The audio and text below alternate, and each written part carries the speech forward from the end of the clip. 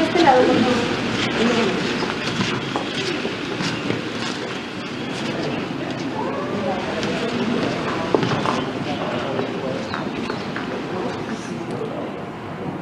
Buenas tardes.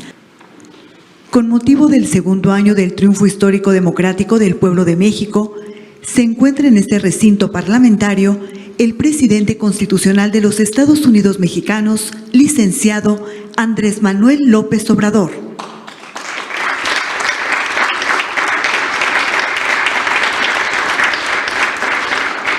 También contamos con la presencia de la doctora Beatriz Gutiérrez Müller, esposa del presidente de la República.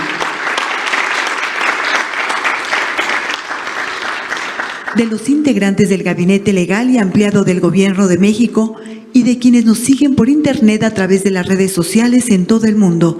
Sean todos bienvenidos.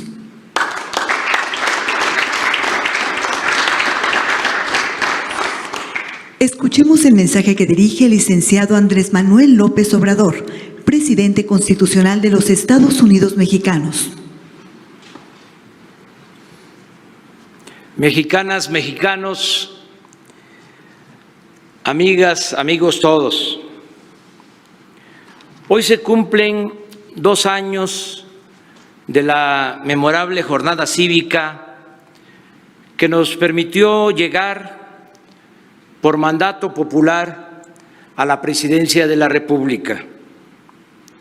5 meses después, tomamos posesión del cargo y desde entonces lo hemos venido ejerciendo en representación del pueblo, el mismo pueblo al que ahora rindo cuentas sobre lo alcanzado en estos primeros 19 meses de una nueva etapa de la vida pública de México. Como es sabido, estamos llevando a cabo una auténtica transformación política, económica, social y cultural, guiados por los ideales y principios de la honestidad, la justicia, la libertad, la democracia y la fraternidad. Me gustaría explicar de manera sencilla lo que hemos logrado desde que somos gobierno. Nunca se ha reprimido al pueblo, ni hemos permitido masacres. Se eliminó la tortura y otras violaciones a los derechos humanos que eran prácticas habituales en otros gobiernos. Se está haciendo justicia en el caso de los jóvenes de Ayotzinapa. Se atiende a víctimas de la violencia y del neoliberalismo, como el caso lamentable de la guardería ABC de Hermosillo, Sonora. Se eliminó el CISEN, los sistemas de espionaje político y al Estado Mayor Presidencial. No se espía ni se persigue a nadie y la oposición se manifiesta con libertad. Nunca en más de un siglo se había insultado tanto a un presidente de la República y la respuesta ha sido la tolerancia y la no censura.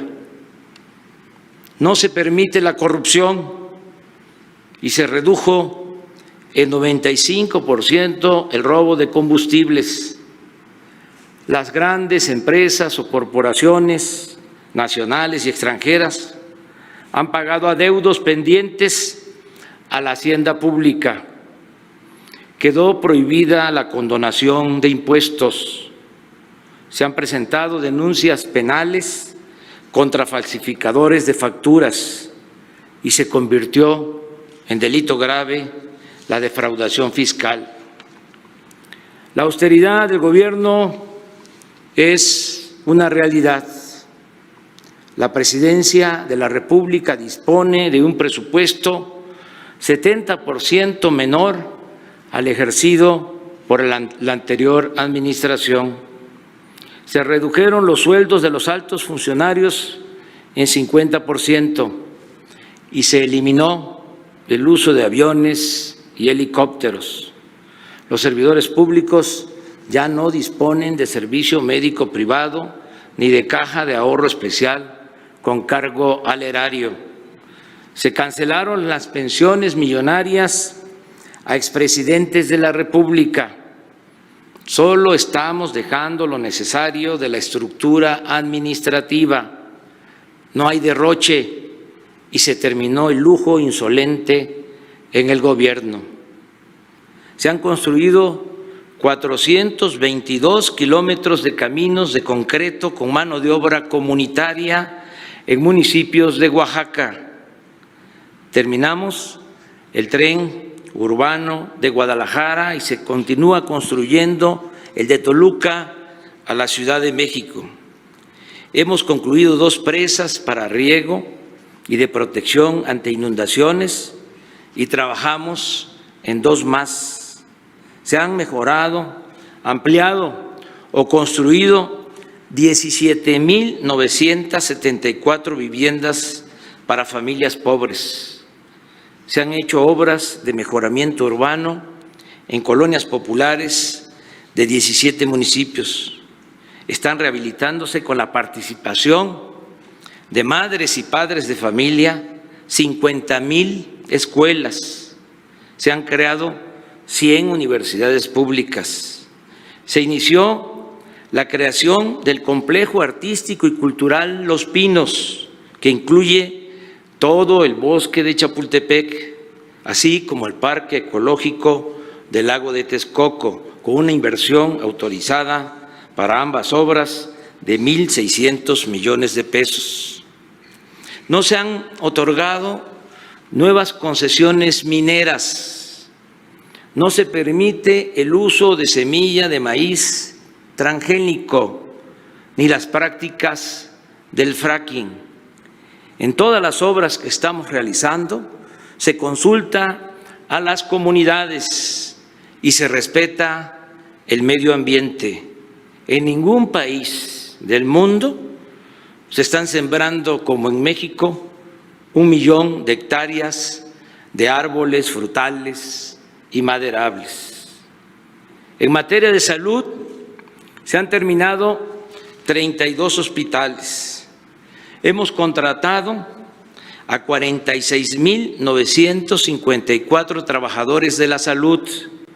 Ciertamente, no se puede hablar de salud sin hacer referencia a la pandemia del coronavirus, una crisis sanitaria mundial que nadie esperaba y para la que ningún país estaba preparado. Lamento antes que nada, porque no es un asunto cuantitativo, que muchos hayan perdido la vida a consecuencia del COVID-19 y envío desde aquí mi abrazo, mis condolencias a los familiares. Desde luego, la mitigación de los efectos perniciosos de la pandemia en la salud de las personas y en la economía no sería posible sin una población que en su gran mayoría se ha comportado de manera ejemplar, con sensatez, disciplina y mucha generosidad. Estoy orgulloso de la actitud, del comportamiento, del proceder del pueblo de México. No han sido menores los sacrificios que la sociedad ha tenido que hacer para reducir el peligro de una curva pronunciada que habría significado el desbordamiento del sistema de salud. Pero se ha informado con transparencia y precisión. El país ha comprendido la naturaleza del riesgo que enfrentamos, ha acatado casi siempre las recomendaciones de los expertos y entre todos estamos saliendo adelante de esta difícil circunstancia. Hemos comenzado a promover la recuperación económica mediante el apoyo a los más pobres y a las pequeñas empresas y negocios familiares. En solo 3 meses hemos otorgado 1.278.000 créditos y llegaremos a finales de año a 4 millones. Se está impulsando la creación de 2 millones de empleos nuevos. 8 millones de adultos mayores reciben puntualmente su pensión, lo mismo que 745.000 niñas y niños con discapacidad. Se otorgan 11 millones de becas para estudiantes pobres de todos los niveles escolares. 409.000 jornaleros reciben un salario para trabajar en sus propias parcelas en el programa Sembrando Vida. 600.000 jóvenes están contratados como aprendices y 350.000 han concluido su capacitación. 2.400.000 campesinos y pescadores reciben apoyos directos en efectivo. Se compran los productos del campo, maíz, frijol, arroz, el trigo, la leche, a precios de garantía y se ofrece al mismo tiempo en 31.500 tiendas y lecherías una canasta básica de alimentos a precios bajos. Por 2 años se han entregado fertilizantes gratuitos a todos los productores del estado de Guerrero. En fin, este año la inversión llegará de manera directa a la gente y sumará 650.000 millones de pesos, cantidad que nunca habían recibido, sobre todo los más pobres y olvidados de México. La pandemia precipitó, como todos sabemos, y es de dominio público, tanto en México como en el extranjero, la pandemia precipitó la crisis del modelo neoliberal. Y a diferencia de otros tiempos y de lo que hacen y respetamos otros gobiernos de otras latitudes, nuestra estrategia para remontar la caída de la economía ha sido radicalmente distinta. En vez de seguir con el sofisma neoliberal, según el cual si llueve fuerte arriba, gotea abajo, como si la riqueza fuera permeable y contagiosa, ahora nosotros destinamos los apoyos para el bienestar, empezando por la base de la pirámide social y de allí hacia su cúspide, de abajo hacia arriba. Antes de la crisis sanitaria, 18 millones de hogares en nuestro país, de un total de 32 millones, eran beneficiados de cuando menos uno de los programas sociales en curso, es decir, el 55% del total de familias. Ahora nos hemos propuesto para finales de este año llegar a 25 millones de hogares, el 70% de las familias del país. Aclaro 3 cuestiones. Primero, que los de abajo, los de la base piramidal, reciben más beneficios porque se trata de los pobres y no puede haber trato igual entre desiguales. A ellos les puede corresponder más de un apoyo y se atiende a casi el 100% de las familias, en particular a las comunidades indígenas. Lo segundo es que en el 70% de la población preferente se contempla también la protección a los trabajadores al servicio del Estado, a maestros, médicos, enfermeras, soldados, marinos, oficinistas, administradores, técnicos, obreros y empleados de Pemex, de la Comisión Federal de Electricidad y de otras empresas públicas. En fin, este segmento de 25 millones de hogares, equivalente al 70% de la población, va desde los muy pobres hasta la clase media. Con esta inyección de recursos rápida y directa a las familias, se está fortaleciendo la capacidad de compra o de consumo de la gente y con ello estamos reactivando pronto la economía también.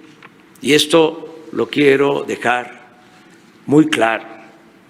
Estamos persuadidos que un gobierno democrático, aun cuando por justicia debe darle preferencia a los más necesitados, tiene la obligación de procurar el bienestar de todas las personas.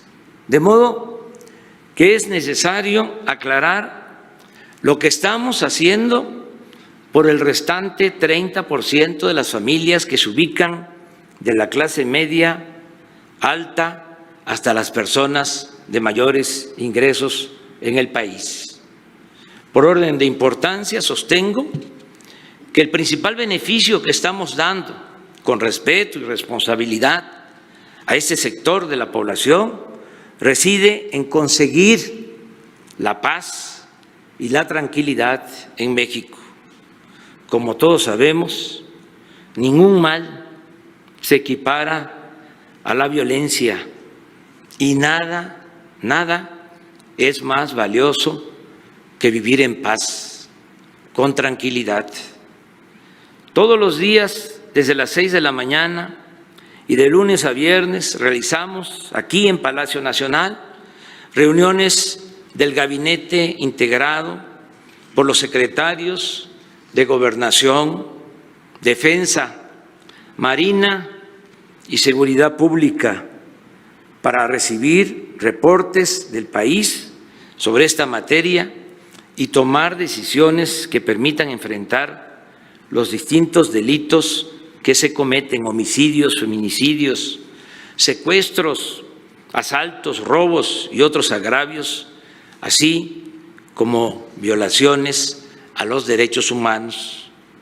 Pero como siempre lo hemos sostenido, lo más efectivo es precisamente lo que hacemos en el tema de atender las demandas de los más pobres y marginados, en el entendido de que la paz es fruto de la justicia. Esta nueva política de seguridad empieza a dar resultados. Durante el tiempo que llevamos en el gobierno, hemos podido mantener sin aumentos sensibles el delito de homicidio y hemos roto la tendencia histórica de su crecimiento. Asimismo, se han reducido considerablemente el resto de los ilícitos en comparación con noviembre de 2018, un poco antes de que asumiéramos la presidencia de la República. Aclaro que todo esto se ha hecho con el trabajo conjunto, en particular del Gabinete de Seguridad.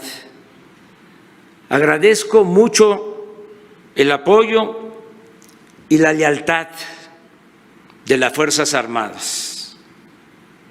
De manera especial, el apoyo del general secretario de la Defensa y del almirante Ojeda, secretario de Marina. Todos los servidores públicos encargados de esta importante tarea han actuado con perseverancia, con profesionalismo, con rectitud,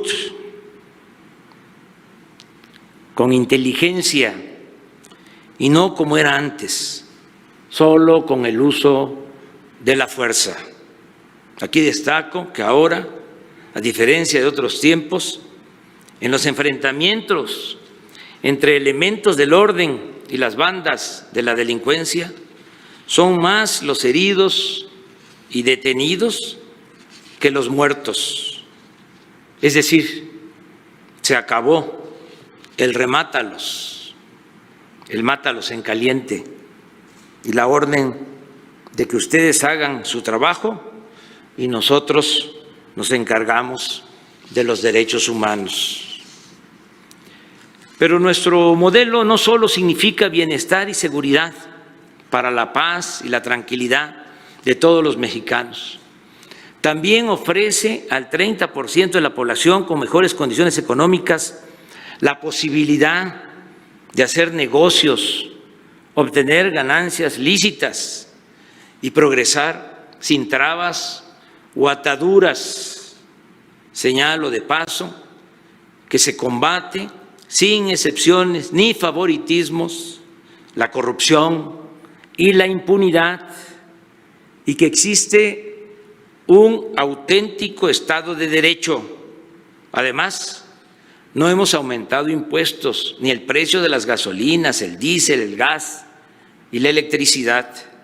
Agrego que en los proyectos de extracción de petróleo, generación de energía eléctrica y construcción de vías férreas, puertos, carreteras y otras obras y servicios públicos participan compañías cuyos propietarios, dueños, en su mayoría son empresarios mexicanos.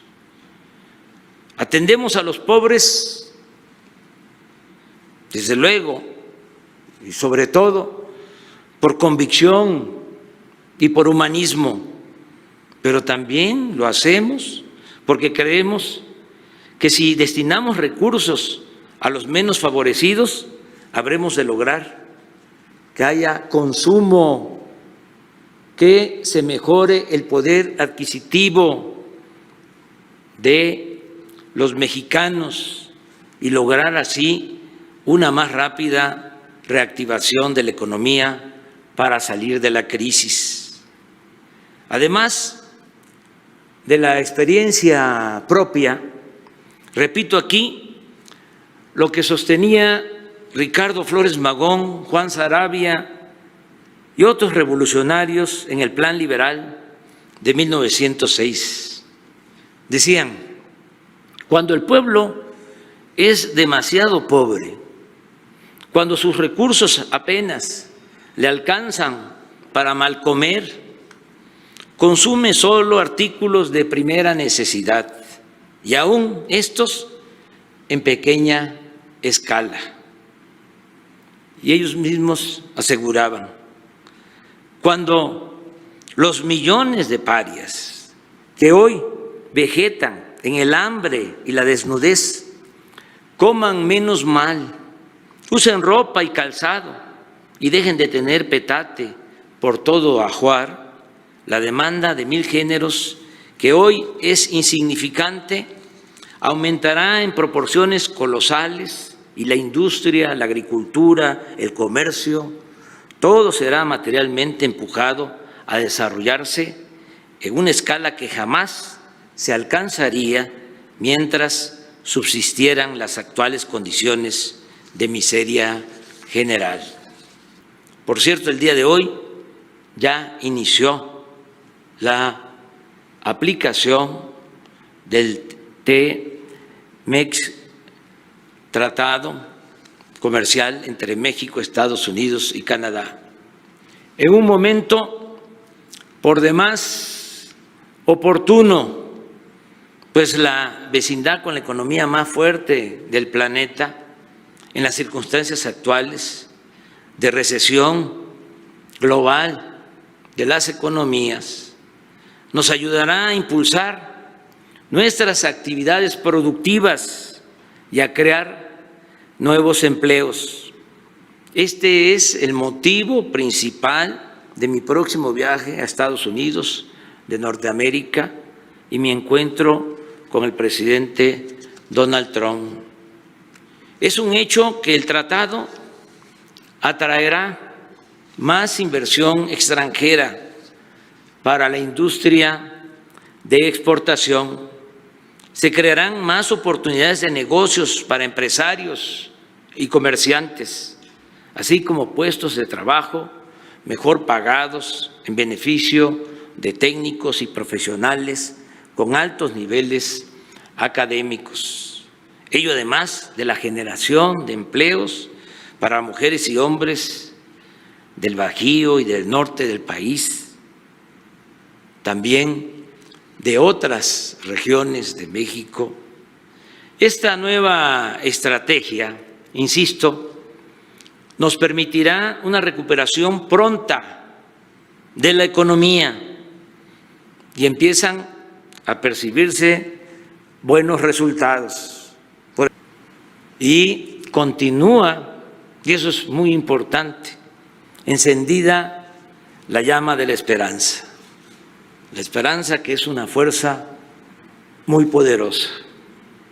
La mayoría de los mexicanos están conscientes de que estamos enfrentando momentos difíciles, pero existe una inquebrantable fe en la transformación política, económica, social y cultural que hemos iniciado desde abajo y entre todas y todos. Muchos, millones de mexicanos, hombres y mujeres, saben que lo más importante de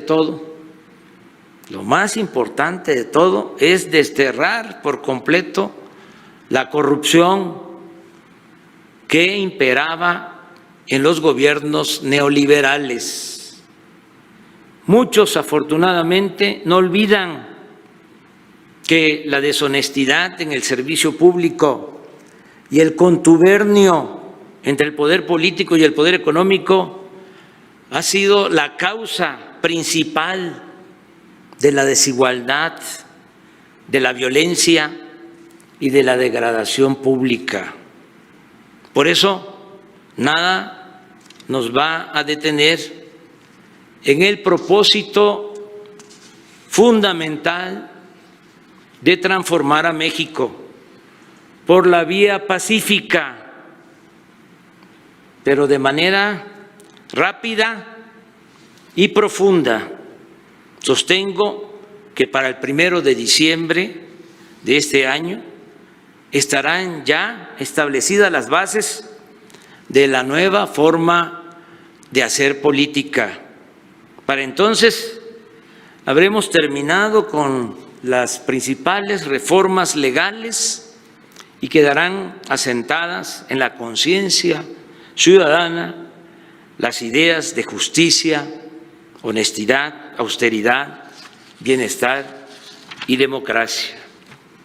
Sobre esto último, sobre la democracia, hoy, 1 de julio, día que para muchos es eso, sinónimo de democracia, expreso que aun cuando hemos avanzado haciendo valer el principio de la separación de poderes, que existe un auténtico Estado de Derecho, que hemos avanzado también en la aplicación. Nosotros propusimos la iniciativa para que quedara escrito en la Constitución la revocación del mandato y la abolición de fueros o inmunidades a los servidores públicos. Y aunque es evidente que existe una mayor participación ciudadana, todavía nos falta erradicar por completo el fraude electoral y convertir el apego a los principios democráticos en cimiento inamovible de nuestra cultura cívica. Por eso he dicho que en las próximas elecciones, sin dejar de respetar las decisiones de los órganos electorales autónomos, como el Instituto Nacional Electoral y el Tribunal Electoral del Poder Judicial de la Federación, vamos a estar todos atentos para que las elecciones sean verdaderamente libres y limpias. Cuando hace unos días expresé este compromiso por la democracia, algunos se molestaron y empezaron a vociferar que eso era intromisión, injerencia. Olvidan que la democracia implica, en primer lugar, el respeto al mandato del pueblo, un mandato que en el pasado reciente fue atropellado por las prácticas del fraude impulsadas desde la cúspide de los poderes político y económico y solapadas por las autoridades electorales. Por ello, desde el 1 de diciembre de 2018 dejamos en claro que no incurriríamos en esas acciones abyectas, que observaríamos una estricta imparcialidad partidista y que respetaríamos los resultados electorales de cualquier signo. Pero también reitero que actuaremos denunciando sin titubeos y con firmeza cualquier intento de fraude electoral, con el mismo criterio que sostuvo el apóstol de la democracia, Francisco I. Madero, que expresó en Ciudad Juárez en 1911, tras el triunfo de la Revolución, en una declaración de prensa, dijo lo siguiente, cito: al subir yo al poder, voy encarnando dos principios, uno de ellos sancionado ya por la Constitución y que de mí depende que se cumpla, y que es el de la no reelección. Otro, el sufragio efectivo. Para lograr este último se necesita reformar la ley electoral y esto depende principalmente del pueblo, pero yo me voy a constituir en el principal guardián de esa prerrogativa popular y consideraré que mi principal deber es facilitar la libre manifestación de la voluntad popular a fin de que las leyes sean genuina expresión de esa voluntad. En una palabra, sostuvo el presidente Madero, voy a ser el principal amigo y defensor de las libertades del pueblo por los momentos históricos porque atraviesa México, considero secundario todo lo demás. Amigas y amigos, gracias por seguir confiando en mí. El apoyo de ustedes ha sido fundamental, tanto para la victoria como para gobernar, enfrentando a la reacción conservadora. La victoria ha sido de todos. Aquí traigo a la memoria a los precursores de nuestro movimiento, los que se nos adelantaron y los que viven para contarlo. El gobierno también, así como entre todos conseguimos la victoria, el gobierno también es de todos, es del pueblo, para el pueblo y con el pueblo. Les refrendo mi compromiso de continuar siendo fiel a los principios que nos inspiran de no mentir, no robar y no traicionar al pueblo. En lo personal, deseo heredar a mis hijos, más que bienes materiales, honestidad, amor al prójimo y a la patria. Y en lo público seguiré luchando, unido a muchos mexicanos, mujeres y hombres, que buscamos desterrar las atrocidades de nuestro querido México, acabar con esa peste que es la corrupción y también enfrentar la monstruosa y vergonzosa desigualdad social. Vamos, pues, todos juntos a seguir luchando para vivir con dignidad, nosotros y las nuevas generaciones, en una sociedad más próspera, justa y fraterna. Y no dejemos de recordar lo que decía Lope de Vega: en empresa de tanta gloria, solo intentarlo es victoria. ¡Viva México! ¡Viva México! ¡Viva México!